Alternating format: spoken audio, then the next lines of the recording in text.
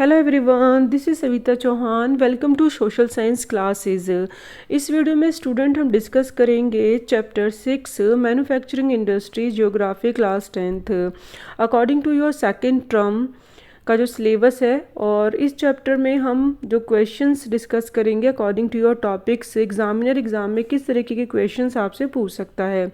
Previous video में student हम अभी डिफरेंट पार्ट्स में फर्स्ट टू 15 क्वेश्चंस डिस्कस कर चुके हैं। वो भी बहुत इम्पॉर्टेंट क्वेश्चंस हैं और आप उनको डिस्क्रिप्शन लिंक पे जाके देख सकते हैं। और अगर आपको नोट्स कलेक्ट करने हैं तो आप टेलीग्राम का ग्रुप ज्वाइन कर सकते हैं, उसका लिंक मैंने नीचे डिस्क्रिप्शन बॉक्स में शेयर किया हुआ है। और अगर आपको फिर भी कोई डाउट है तो कमेंट सेक्शन में आप पूछ सकते हैं। इस वीडियो में स्टूडेंट हम नेक्स्ट क्वेश्चन डिस्कस करेंगे। Next 16 question asked to you account for the textile mill in India. Textile mill का जो बैकग्राउंड है इंडिया में वो हम समझेंगे। There are 1946 cotton and human made fiber textile mill in country। Country के अंदर यानी 13 नवंबर और 2011 तक का इतनी कॉटन और ह्यूमन मेड फाइबर्स की जो मिल कंट्री में थी लगी हुई। एंड उसमें से 18% प्राइवेट सेक्टर, यानी private sector means on by individual या फिर नंबर ऑफ पीपल मिलके उसको क्या करते हैं, स्टार्ट करते हैं, रनअप करते हैं, तो वो प्राइवेट है। और 80% इसमें से जो सेटअप था वो किसने लगा रखा था, प्राइवेट सेक्टर ने। रेस्ट इन द पब्लिक यानी run by government and cooperative sector, that means जो इसके अंदर सप्लायर एंड प्रोड्यूसर वही होते हैं। लाइक जैसे फार्मर्स महाराष्ट्र के अंदर उन्होंने जो लगाई हुई है मील शुगर केन से शुगर बनाने की, तो उसमें वो प्रोड्यूसर और सप्लायर खुद ही हैं और प्रॉफिट जो आता है वो शेयर कर लेते हैं। तो इसके अंदर ये वर्कर्स और ऑनर का बोला है कि वो खुद ही वर्कर्स होते हैं, खुद ही ऑनर्स होते हैं। लाइक दिस वो कोऑपरेटिव सेक्टर होता है। तो ये 80% यानी कितना ज़्यादा जो पार्ट है देखो प्राइवेट सेक्टर में है और रेस्ट है वो अदर है। अपार्ट फ्रॉम दिस इसके अलावा थाउजेंड्स से भी ज़्यादा फैक्ट्रीज, स्मॉल फैक्ट्रीज हैं जिसमें 4 या 10 लूम्स हैं।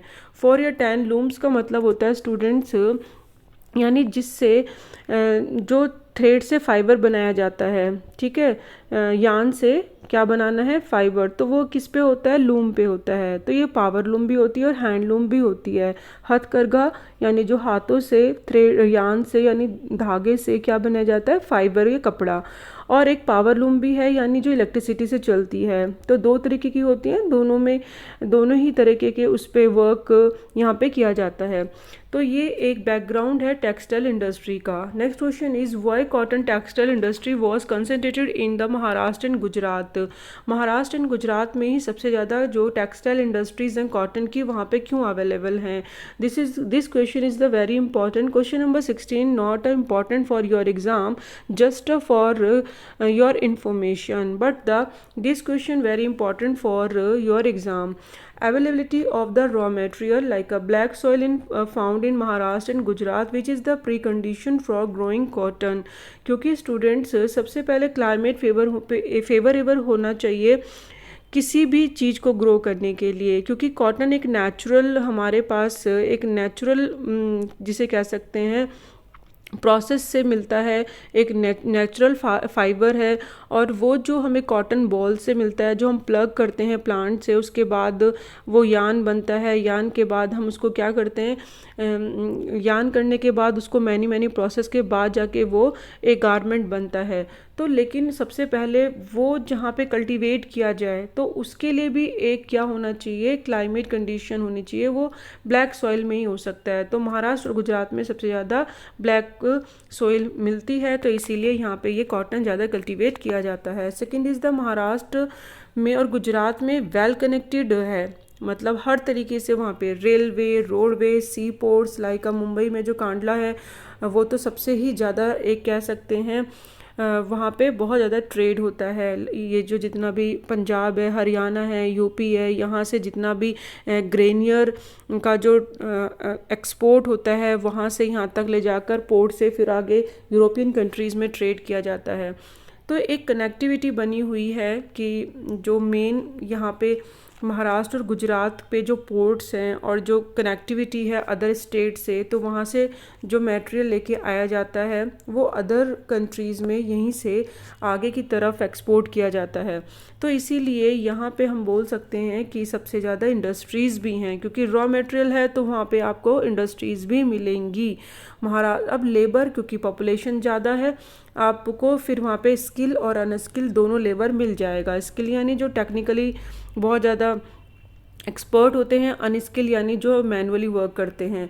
अदर फैसिलिटीज़ लाइक जो महाराष्ट्र और गुजरात है वहाँ पे गवर्नमेंट भी क्या करती है, जो गवर्नमेंट की पॉलिसीज़ भी हैं वो भी इंडस्ट्री के लिए फेवरेबल हैं। लाइक जैसे लेबर के लिए थोड़ा सा क्या होता है, फ्लेक्सिबिलिटी हो जाती है कि ऐसा नहीं है कि बहुत रिजिड पॉलिसीज़ हैं कि कोई इंडस्ट्री लगाए और उसको बहुत ज़्यादा नुकसान हो जाए। तो लेबर पे हो गई या फिर टैक्स पे हो गई, या फिर कौन सी इंडस्ट्री वहाँ पे ज़्यादा लगा सकते हैं उस टाइप की फैसिलिटी देना, या बैंकिंग की सर्विस देना, इंश्योरेंस की सर्विस देना, ट्रांसपोर्ट की सर्विसेज देना, इंफ्रास्ट्रक्चर पे पैसे लगाना। तो ये गवर्नमेंट की पॉलिसीज़ और गवर्नमेंट की जो इंफ्रास्ट्रक्चर पे इन्वेस्टमेंट होता है दोनों ही महाराष्ट्र और गुजरात में फेवरेबल हैं, इसीलिए वहाँ पे ये फैसिलिटीज़ पाई जाती हैं। क्योंकि गवर्नमेंट की पॉलिसीज़ किसी भी इंडस्ट्री को फेवर करेगी तो इंडस्ट्री वहीं पे ज़्यादा सेटअप होंगी। आप खुद ही सोचो कि इंडस्ट्री वहीं पे लगाओगे ना जहाँ पे गवर्नमेंट का ज़्यादा रिस्ट्रिक्शन नहीं होगा, नहीं तो आप कैसे लगा पाओगे, सोच के देखो। And last is the market. क्योंकि रॉ मटेरियल जहाँ मिल रहा है वहीं पे इंडस्ट्री होती है। इंडस्ट्री के बाद रॉ मटेरियल को अंडर द प्रोसेसिंग करके एक वैल्यूएबल प्रोडक्ट बनाया जाता है। उसके बाद उसको फिर आगे मार्केट भी तो चाहिए उसको सेल करने के लिए, तो मार्केट जितना होगा वहाँ पे वो इंडस्ट्री भी वहीं पे ज़्यादा सेटअप होंगी। तो that kinds of factors for the responsible for the concentrated in Maharashtra and Gujarat lot of textile cotton industries. ये क्वेश्चंस इंपॉर्टेंट है स्टूडेंट्स, इसको लर्न करना और अपनी लैंग्वेज में भी आप लिख सकते हैं।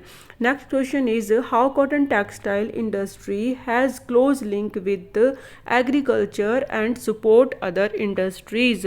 ये तो अभी आपने देखा कि कॉटन टेक्सटाइल इंडस्ट्री में बहुत ही ज़्यादा वर्कर्स को एम्प्लॉयमेंट मिलता है, बट दूसरी जो इसके ऊपर कौन कौन सी इंडस्ट्रीज़ हैं जो डिपेंड करती हैं अपने वर्क के लिए, और जो लाइक जैसे फार्मर्स हैं और जो वर्कर्स हैं, लाइक फार्मर हैं, अब जो उनका जैसे कॉटन बॉल है जो प्लग करते हैं और फिर वो कहाँ पे भेजेंगे, इंडस्ट्री में ही, तो वो सपोर्ट दे रहे हैं।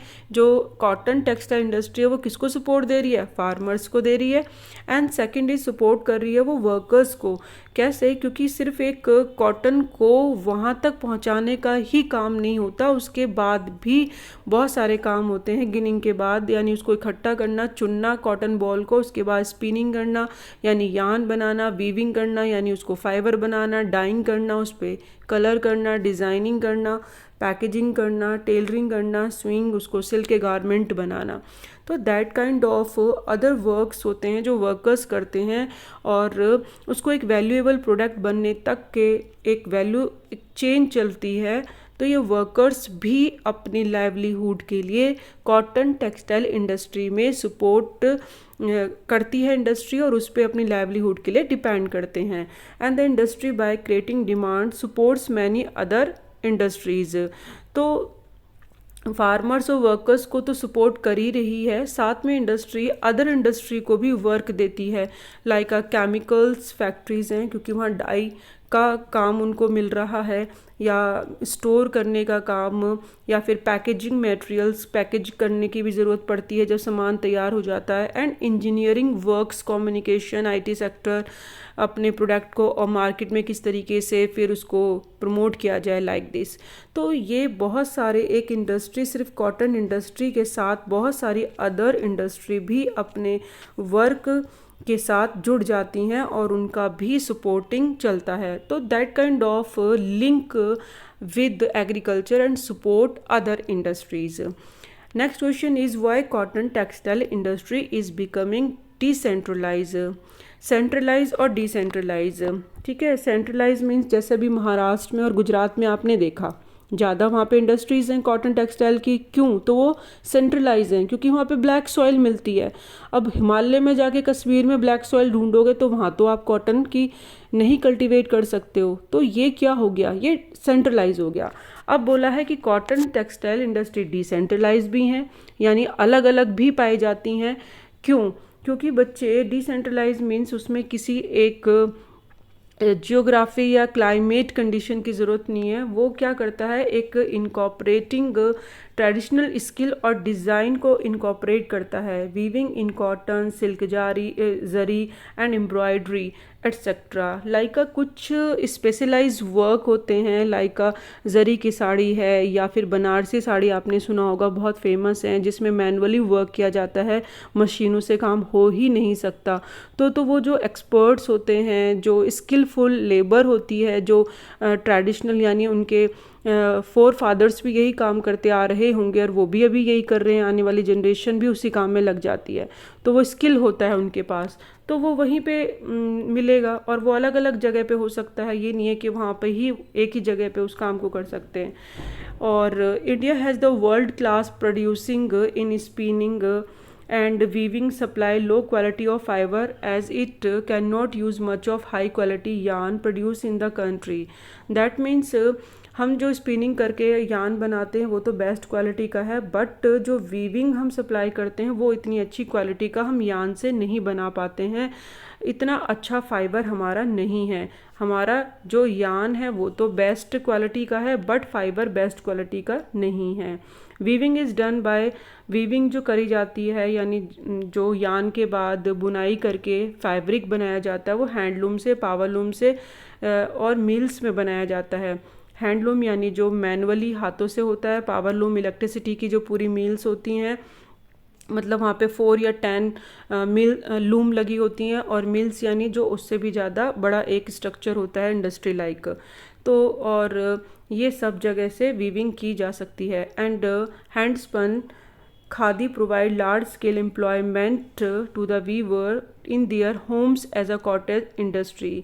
और जो हाथ करघा होता है, जो हाथ से घुमाने वाला चरखा होता है, उससे खादी बनाया जाता है और वो एक बहुत बड़ी मात्रा में रोजगार देता है वीवर्स को और एक कॉटेज इंडस्ट्रीज़ को, यानी जो एक छोटा उद्योग होता है और जो होम से ही होता है, अपने अपने घरों से कर सकते हैं। ज़्यादा उसमें मतलब इतना कुछ करने की ज़रूरत नहीं होती, बड़े सेटअप की ज़रूरत नहीं होती है। तो इसमें वैसे बिकमिंग अ डिसेंट्रलाइज होने के ये सब रीज़न हैं कि क्यों यहाँ पे डिसेंट्रलाइजेशन यानी अलग अलग जगह पे भी उस काम को किया जा सकता है। तो ये डिसेंट्रलाइजेशन होने का एक रीज़न है। Name the countries where India export and import yarn. That mean जो कंट्रीज़ हैं, ठीक है, अलग अलग, तो आप इंडिया से जो एक्सपोर्ट होता है या फिर इम्पोर्ट होता है यार्न, तो हमें उस कंट्रीज़ के नाम बताने हैं। इंडिया जो यार्न यानी अपना धागा एक्सपोर्ट करता है जापान को, एंड अदर कंट्रीज़ भी हैं जो इम्पोर्टर्स हैं cotton goods from India, like USA, UK, Russia, France, east European countries, Nepal, Singapore, Sri Lanka, African countries, ये सब इम्पोर्टर्स हैं कॉटन गुड्स के, जो कि यहाँ से क्या करते हैं, इम्पोर्ट करते हैं। And why did Mahatma Gandhi emphasize on spinning yarn weaving khadi. वो क्यों जो यार्न बनाने पे ज़्यादा स्पिनिंग करके यानी जो हाथ से वो धागा बनता है घुमा के चरखा, उससे ज़्यादा वो क्यों ज़्यादा उस पर जोर डालते थे कि वो होना चाहिए, या खादी को ही क्यों प्रेफरेंस देते थे? ये बहुत ही इजी और इम्पॉर्टेंट क्वेश्चन है, क्योंकि जो हाथ से बनने वाला यानी जो हैंड स्पन है, उससे जो खादी बनता है वो एक लार्ज स्केल में एम्प्लॉयमेंट देता है वीवर्स को, और घर पे ही वो अपने कॉटेज इंडस्ट्री जो लगा सकते हैं, छोटे उद्योग होते हैं, उनको क्या होता है, एनहेंस होता है, वो उसको इनकरेज करता है। क्योंकि खादी क्या है, बिल्कुल जिसे कह सकते हैं हमारे वीवर्स के द्वारा बनाया गया है। तो वीवर्स का वो एक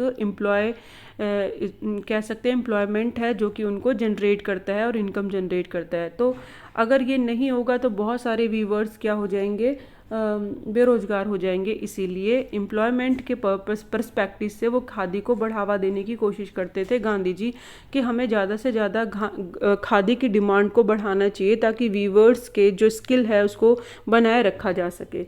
What is the position of India regarding the spinning of cotton in the world? World में हम स्पिनिंग को देखें तो उसके रिगार्डिंग क्या पोजीशन है। सेकेंड लार्जेस्ट चाइना के बाद जो स्पिंडल्स हैं जो सेटअप किए गए, इंस्टॉल किए गए हैं, उनकी कैपेसिटी यानी 43.30 मिलियन स्पिंडल्स हैं जो सेटअप किए गए हैं, और ये लार्जेस्ट प्रोड्यूसर है स्पिंडल्स का।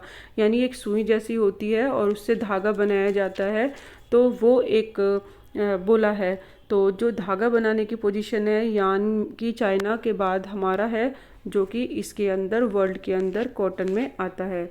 Why is it important for us improve our weaving sector instead of exporting yarn in large quantity? हमें बहुत ही बड़ी मात्रा में ज़्यादा से ज़्यादा क्यों हमें एक्सपोर्ट, यान को आप बाहर भेज रहे हो, वो एक रॉ मटेरियल है, ठीक है। अगर हम यान ज़्यादा एक्सपोर्ट कर रहे हैं तो वो इतना हमारे लिए इम्पॉर्टेंट नहीं हो पा रहा, क्योंकि आप एक प्रोसेसिंग जो एक वैल्यूएबल प्रोडक्ट होता है वो ज़्यादा कॉस्टली होता है, ठीक है। रॉ मटेरियल सस्ता होता है, जैसे आलू से चिप्स बनाना है तो आलू क्या है, सस्ता है, रॉ मटेरियल है, लेकिन चिप्स क्या है, वो कॉस्टली है क्योंकि एक वैल्यूएबल प्रोडक्ट बन गया है। तो अगर आप आलू एक्सपोर्ट कर रहे हो और बाहर से आप चिप्स इंपोर्ट कर रहे हो, तो आप क्या है, तो वो कहीं ना कहीं आप किस में जा रहे हो, एक आपका जो बैलेंस है, ट्रेड का बैलेंस इम्बैलेंस में चेंज हो रहा है। तो इसीलिए यहाँ पे बोला है कि आप जितना यान बाहर भेजने की कोशिश कर रहे हो उससे ज़्यादा हमें वीविंग सेक्टर को इम्प्रूव करना चाहिए, यानी फैब्रिक को ज़्यादा से ज़्यादा बनाने का जो एक प्रोसीजर है उसको इम्प्रूव करना चाहिए, क्योंकि वो एक फाइनल गुड्स है और फाइबर ज़्यादा अच्छा होगा, अच्छी क्वालिटी का होगा तो हम ज़्यादा अर्निंग कर सकते हैं, ज़्यादा हमारे पास फॉरेन इन्वेस्टमेंट आएगा। ये डिफरेंट काइंड ऑफ क्वेश्चंस है जो आपसे एग्जामिनर पूछ सकता है। Answer is the same here, कि हमें सिर्फ क्या बतानी है, हमें ड्रॉबैक बताने हैं। जो कॉटन इंडस्ट्रीज़ है वो कौन कौन से ड्रॉबैक्स को फेस कर रही है। तो 4% वर्ल्ड के अंदर अगर हम देखें, जो गारमेंट है सिर्फ 4% है, जबकि यान देखें तो 1/4 है। वर्ल्ड के अंदर हमारा शेयर 25% है, यान को हम प्रोड्यूस करते हैं, जबकि गारमेंट में सिर्फ 4% ही है। Our spinning mills competitive at global level and capable of using all the fibers we produce. हमारे जो मतलब स्पिनिंग मिल्स हैं जिसमें धागा बनता है वो तो अच्छी हैं, कॉम्पिटिटिव कर सकती हैं ग्लोबल लेवल पे और कैपेबल भी हैं और अच्छा फाइबर भी बना सकती हैं। The weaving knitting processing unit can not much high quality, लेकिन जो कपड़ा बनाने वाला जो प्रोसेसिंग यूनिट है वो इतना अच्छा नहीं है। स्पिनिंग यानी आप यान तो अच्छा बना रहे हो बट आप कपड़ा उससे अच्छे नहीं बना पा रहे हो, हाई क्वालिटी का नहीं कर पा रहे हो अपनी कंट्री के अंदर, तो ये एक माइनस पॉइंट है। And there are some large modern factories in this segment, बहुत बड़ी बड़ी फैक्ट्रीज भी हैं जो इस सेगमेंट में लगी हुई हैं, काम में लगी हुई हैं, but most of the production is fragmented small unit, but छोटा छोटा यूनिट में ही काम हो पाता है, इतना नहीं हो पाता, काफ़ी नहीं है कि वो सिर्फ लोकल मार्केट्स में ही सप्लाई हो पाता है जो हमारा फाइबर बन पाता है, इतना हम उसको बाहर इंपोर्ट नहीं कर पाते हैं। एंड दिस मिसमैच, जो ये इम्बैलेंस ट्रेड हो रहा है, ये सबसे बड़ा मेजर ड्रॉबैक है हमारे इंडस्ट्री के लिए। एज अ रिज़ल्ट ये होगा कि मैनी ऑफ आवर स्पिनर्स जो हैं export cotton yarn while apparel garment manufacturers have to import fabric, यानी जो हमारे स्पिनर्स हैं, ठीक है, जो एक्सपोर्ट करते हैं कॉटन यार्न को बाहर भेजते हैं, जबकि उन्हें क्या करना चाहिए और वो क्या करते हैं, इंपोर्ट करते हैं फैब्रिक को। तो ये नहीं होना चाहिए कि भाई आप जो रॉ मटेरियल है सिर्फ वही सप्लाई कर रहे हो, तो उससे तो आपको कम प्रॉफिट आ रहा है और एक आप जो मैन्युफैक्चरिंग है वो आप बाहर से इंपोर्ट कर रहे हो, तो ये एक ड्रॉबैक है। नेक्स्ट इज़ अब जो आप ये ड्रॉबैक देख रहे हो क्यों, तो कुछ तो ऐसी प्रॉब्लम है जिसकी वजह से ये कॉटन टेक्सटाइल इंडस्ट्रीज़ में इतना फैब्रिक अच्छी क्वालिटी का नहीं बनता, तो उसके रीज़न है क्योंकि पावर सप्लाई इरेटिक है, कभी आती है कभी नहीं आती, रेगुलर नहीं है। कुछ एरियाज़ अभी ऐसे भी हैं जहाँ पे इतना इलेक्ट्रिसिटी सप्लाई नहीं है। मशीन्स वो अपग्रेडेड नहीं है वीविंग और प्रोसेसिंग सेक्टर में, क्योंकि हमें तो हाई क्वालिटी का अगर वीविंग बनाना है तो अपग्रेडिंग मशीन्स तो यूज़ करनी पड़ेंगी। एंड अदर प्रॉब्लम ये है कि जो लेबर काम करती है वो इतना आउटपुट नहीं निकाल पाती है, उनका आउटपुट बहुत कम है। And stiff competition synthetic fibre के साथ बहुत ज़्यादा है। सिंथेटिक फाइबर ड्यूरेबल होता है, बहुत लंबा चलता है और चीप होता है, सस्ता होता है। इसी वजह से जो हमारा फैब्रिक है वो इतना ज़्यादा कंपटीशन फेस नहीं कर पा रहा है। That kind of question related to your cotton जो टॉपिक है उससे रिलेटेड क्वेश्चंस हैं। नेक्स्ट वीडियो में स्टूडेंट हम जूट टेक्सटाइल इंडस्ट्री के अबाउट ऑफ सभी क्वेश्चंस डिस्कस करेंगे। Thank you so much, keep watching, keep learning.